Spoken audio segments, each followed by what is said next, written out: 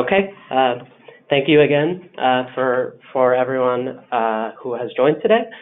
Today we are going to be talking about the next steps for Colombia's updated e-invoicing model.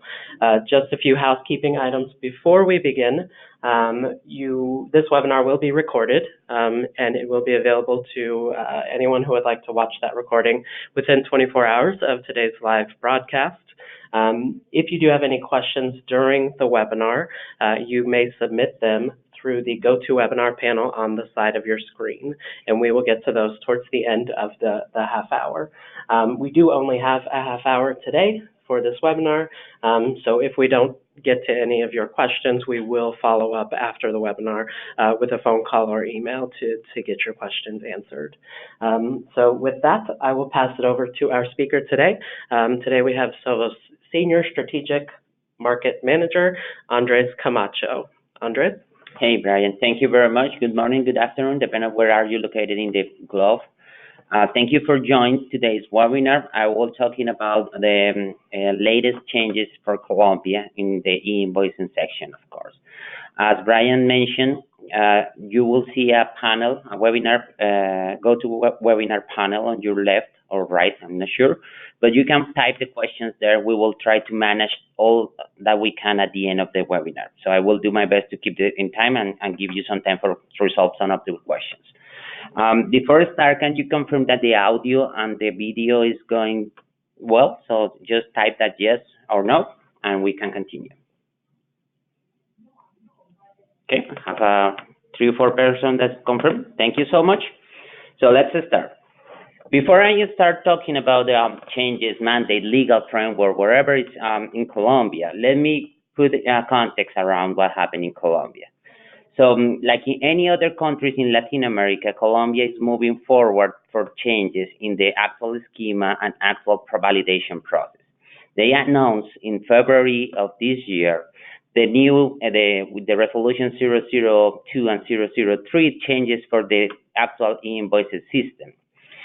So that is a surprise for many of the big taxpayers that just in September go live with the 2.0 schema.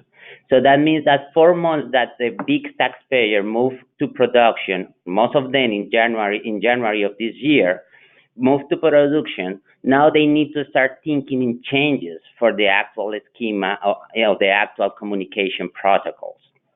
That is a response back from the adaptability for the government and the conversation through different government experience that other countries like Mexico, Chile, Peru, Ecuador are having, and Colombia is taking that experience and moving forward with this. So it's evolving and changes the legislation around the initial process that he put in place like 3 years ago. The agenda for today will be the legal framework, a brief description, what is the context around that, what are the main changes for these steps this year, and what is next. About the legal framework. So, DIAN, who is the tax legislation in Colombia, issued the resolution 001 and 002 at the beginning of the year, when says we have a new model, the pre-clearance model or pre-validation model, and that model includes will be supported under the UBL 2.1 schema. That is the change, major context on it, right? So it will be all the taxpayers that are today in production and are planning to move to electronic invoicing need to use that model.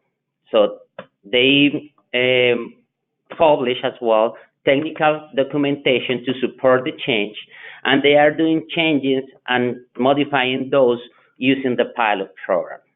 They also, in the resolution 0030 and 0020, they publish a calendar, implementation calendar in place using the CUU code, the activity code, to determine the different waves that will be in place. Initially, it was September selected, but they pushed back until November, a couple of months. The initial wave for big taxpayers, oil and mines companies, will be November. So if you go to the DIAN and see the implementation calendar, you can look through the through them and see the different places. It will be from November until, if I'm not mistaken, May of next year, 2020. So what you need to do, you need to implement, using the DIAN's technical specification, of course, the new pre-validation system that include the UVL schema, changes in the electronic signature, and new web services to communicate with the government. So I will explain that in the next slides. How you can do it? You have three different options here. You can go to the free DIAN portal that he provides. That is also one of the changes in the actual legislation. You can go to the DIAN and submit your information using that portal. You can use your own software, or you can use a technological provider authorized in Colombia to help you in that process. Why are they doing this? To improve efficiency, transparency, and control, and of course, to have more tax control and customs operations in the country. There are some penalties associated with the non-compliance of this information. So the legislation said that you have up to 15,000 UVT in the following criteria. You can have fines for that amount. 5% if the information is not provided. 4% if the information is submitted in the wrong format. Let's say you still issue 2.0 instead of 2.1. And 3% if the provided information is late. So if you are mandated to go in November and you move to, I don't know, December, January, so you have up to 3% of the amount in penalties and fees. So that covers a little bit of the aspect of the legal framework. Let's see what are the changes, how change the model here. But before we go further in the Colombia changes, let's talk about pre-validation. What means pre-validation? It could be, you can find that word as a pre-clearance model. You can hear me saying that synchronous process. So that is the actual model in the more mature markets. Brazil started using that model in 2008. Mexico and Argentina is using that model in 2011 and 2012. So there is nothing that Colombia say, oh, I invent this. He's using and having the experience from different countries to implement this model, the pre-validation model. What that means? That means when I submit the XML, the government will provide me an acceptance or rejection in an immediate way. So an immediate response from the government. Today, in the 2.0 schema, you provide the information and the government has up to 48 hours to respond back with the acceptance or rejection of the document. So that model is not an obsolete model. Actually, countries like Ecuador, Peru, and Chile use that model. So they have some time, they refer themselves to some time to provide the information back, so the approval or rejection, back to the taxpayer in 24 hours, 48 hours, up to 8 days, like in Peru legislation. Doesn't say that the government takes that time. They give you that room to play if something happens in the platform. So with this model, there are some impacts in multiple business processes. Now, you need to start thinking not only in the outbound process or to create the document submitted to the DIAN, you need to start thinking in finance, in logistics, taxes, legal, all that areas will be impacted, and I will explain in a minute how those processes are impacted by this change. And finally, the contingency is a key piece here. Why? Because the government is telling me that I cannot distribute the document if it's not approved. That means if the government is out of line or is offline, what happens? So I need to wait until it's everything ready, or what I need to do. So Colombia also are putting in place, and here's the key piece, are putting in place, is not fully resolved yet, the contingency plan that need to be in the technology. So they are publishing a specific document type called contingency that is still electronic. That means that you can issue electronic contingency documents in the process. In the meanwhile, the system is online again. So it's again, nothing new. There are other countries that use that, like Uruguay. So we have electronic folios or electronic processes in contingency that are in standby until the government is up and running again. I bring this slide from our previous webinar 1 year ago. So when we start talking about Colombia, we said, okay, this is 2018, and this is what is happening in Colombia. At that moment, we compare Colombia, or we said that is a very new country, a very immature country from the e-invoicing process. We compare with Mexico, that is having very good experience, and Chile. If you look in the screen, you can see that there, at that moment in 2018, Colombia put in place the regulation for the outbound or the issuing document, the outbound process. They said the receptor need to provide an acknowledgement, but was not very clear at that moment what kind of acknowledgement or what is the regulation around that acknowledgement. And that's it. Basically, the first invoicing process comes with this context. In 2019, 1 year after the taxpayers start issuing, now they change the game. They continue with the outbound process. Yes, they modify the schema, of course. Now there is no longer a light accused. Now you have a heavy acknowledgement process in place.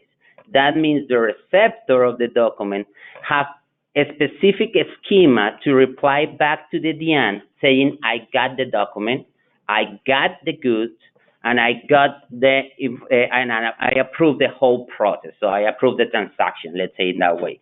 Very similar to the actual situation in Chile. So you need to receive those acknowledgements from your vendor. In that case, every time that you produce your document, every time that you submit an invoice, you will receive from your customer, this process, this acknowledgement. Also, they are saying not only the acknowledgement process affects the receptor, also you need to validate the information. If I need to approve a document, that means that I need to look somebody in some place that document is a valid document.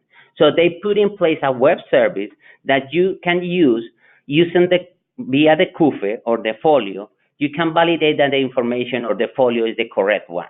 So that is an inbound process now in place.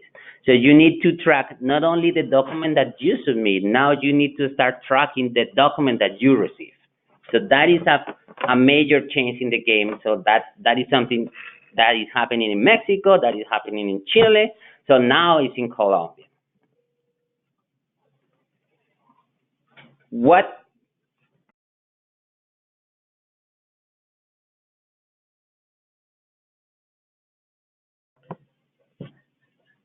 Okay, so we'll stop for a minute. We do have a quick poll for those of you that are attending. If you'd like, please go ahead and answer the question that you see on your screen now.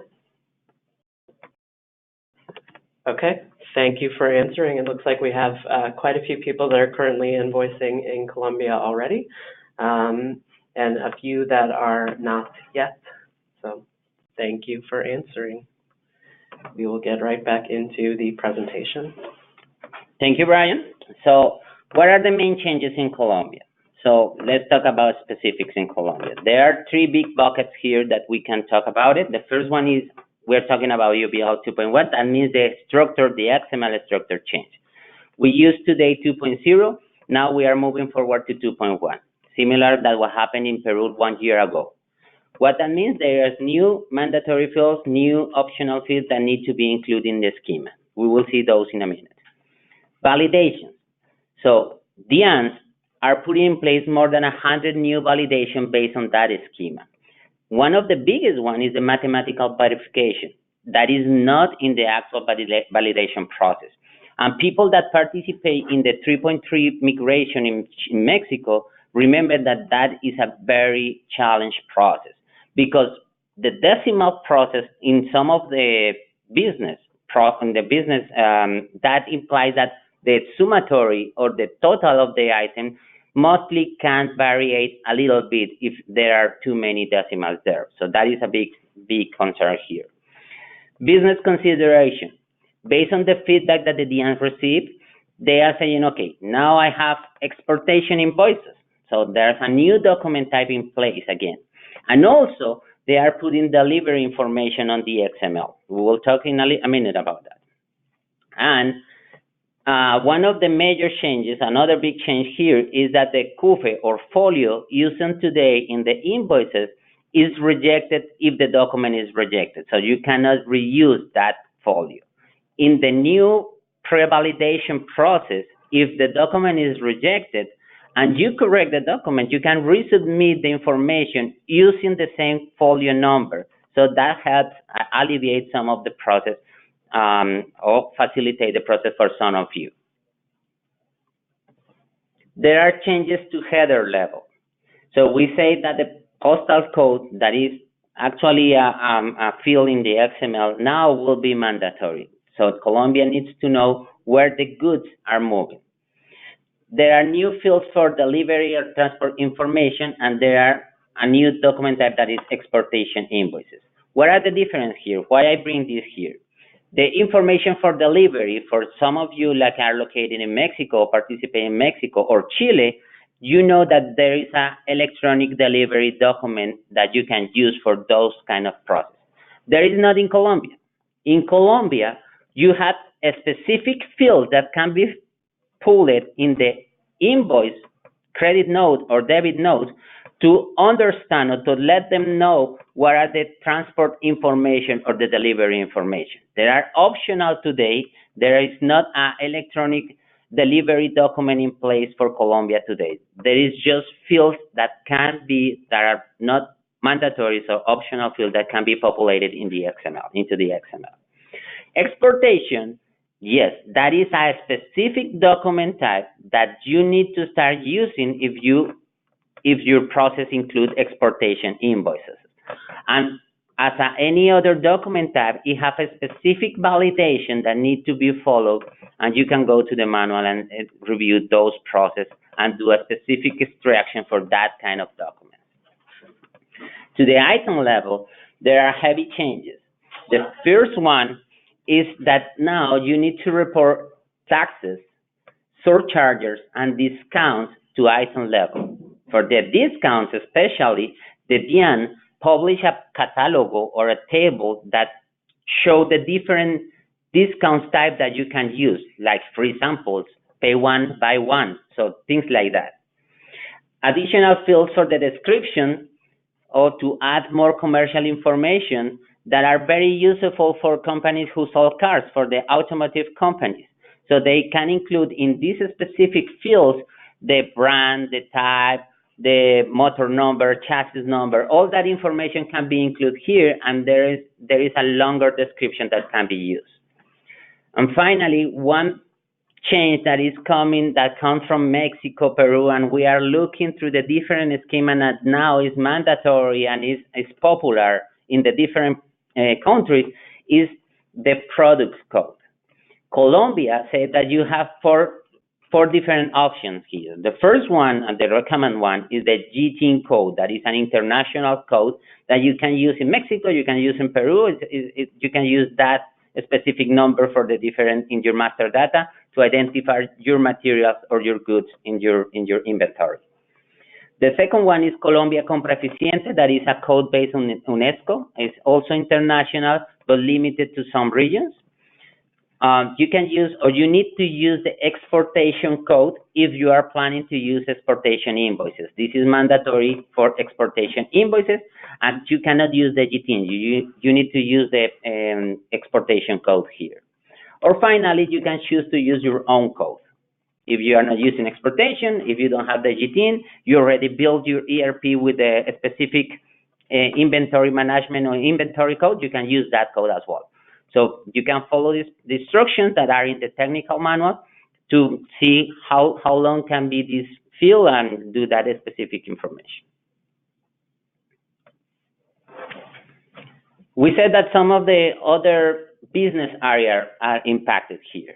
How are they impacted? So we said that the pre-validation means that the governor will provide an immediate answer before you submit the document. So we are saying that the distribution for PDF and XML need to wait until the government approve or reject the document. So in most of the cases, approve the document. So that will be an impact in logistics, financial, IT, and infrastructure. Why logistics? Let's take an example. If your truck is waiting for the invoice to be moved, you need to wait for that approval. So companies that have heavy logistics process are impacted by this new change. Folio number, there is a folio number used today for the invoices, but the credit and debit notes do not have a mandatory CUFE, that is the name of the folio. Now, Colombia said you have the CUDE, that is the mandatory folio number for the credit and debit notes. You have reference information fields mandatory for credit and debit notes, similar to Mexico and Chile again. So you need to let the government know what is the reference for that credit note. So the CUFE number that you are referring to, the invoice that you are using, that information. Contingency process, so that affects different impacts, and I explained already why. Acknowledgement process, that will be very heavy for the reception process, and fiscal validation, that is very heavy for the reception process as well. All these changes are very costly to manage internally. So you need to start thinking to build, monitor, and maintain. Every time that something happens in any country, and if you have multiple countries in Latin America or Europe, you need to see and track all these legislation changes. You need to have specialized people. If you have SAP, you need to have MMM functional, SDFI functional. If you have infrastructure supported by your own, you need to have an IT specialist. You need to have people, engineers that go and troubleshoot the problem, understand the legislation, adapt your actual software, and change whatever is need to be changed. With Sovos, we approach the problem in a different way. There is still some portion that I need your help. So I need the cooperation for the customers in order to process the document. So you need to maintain your master data up to date. So if you don't have the product code that we just talked about it, I will need that in order to extract it from your SAP. You need to provide me or help me with your specific functional specification in order that I can use my SAP resources to build the logics to extract your information from your ERP. So those here in the screen, you can see different steps that are managed by different processes in Sovos. So we have a product that is defined as a product and help you to facilitate the process, but we have also professional services involved here in order to facilitate most of the work that you normally do with your internal teams. Finally, we have the validation with the DIAN and government connectivity that the software provides by itself. So we said that the web service changed. I update the web services to use with the actual schema. So that is part of the product. What is next? So now we saw there are changes, there are complex changes, so some of you can say, no, they are not very difficult, I can manage by myself, but what I need to do next? The first thing that I recommend that you do is go read the regulation, the resolution 0020/0030, and understand when your registration or habilitation needs to be done and what is your date to go live. Second, start using your internal and local teams to understand how big is the impact here. So do I need to go to a tax advisor to understand what is going on, how I include the taxes or discounts or surcharges? Do I need to go to the IT and understand how big is the impact for the software that I built 1 year ago? Do I need to go to finance and see, okay, if I need to wait for the response back to submit the document, how this impact my 30, 60, 90 days for the due dates to receive the payment? So there are multiple things that you need to start talking with your internal and local teams. Contact your Sovos account executive. If you work with us today, please contact your account executive. Let them know, okay, I'm interested, I hear the webinar, I know that I need to do something, but let me know what is the next step specifically for the Sovos solution. And prepare your master data, of course. So make sure that they go to the technical document by the DIAN, take your local team, understand what needs to be updated in your ERP in order to facilitate a little bit the process for the IT department. So that is basically all the information that I have to you. We have like 3 minutes to spare, and we have another poll that will be running a minute that it will be very appreciated if you can answer back.